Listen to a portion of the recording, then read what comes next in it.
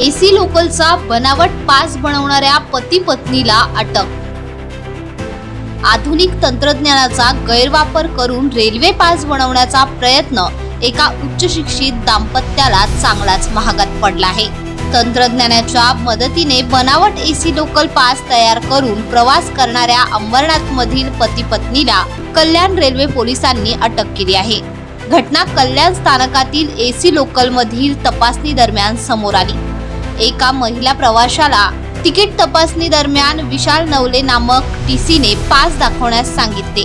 तिने रेल्वेच्या UTS app मधील स्क्रीन दाखवली, मात्र तो पास संशयास्पद वाटल्याने टीसीने तात्काळ रेल्वे हेल्पलाईनवर कॉल करून त्या पासची पडताळणी केली। तपासात धक्कादायक बाब समोर आली। पास ओम शर्मा या व्यक्तीचा असून तो जानेवारी महिन्यातच जारी केलेला आणि फेब्रुवारीमध्येच कालबाह्य झालेला होता। महिलेने स्वतःचे नाव गुडिया शर्मा असल्याचे सांगितल्याने टीसीचा संशय अधिक गडद झाला। तिच्या पतीने स्वतःच्या एसी लोकल पासवर तंत्रज्ञानाच्या सहाय्याने एडिट करून त्यावर पत्नीचे नाव व तपशील टाकत बनावट पास तयार केल्याचे मान्य केले। दोघांवर रेल्वे पोलीस स्थानकात फसवणुकीचा गुन्हा दाखल करण्यात आला आहे। पुढील तपास पोलीस करत आहेत।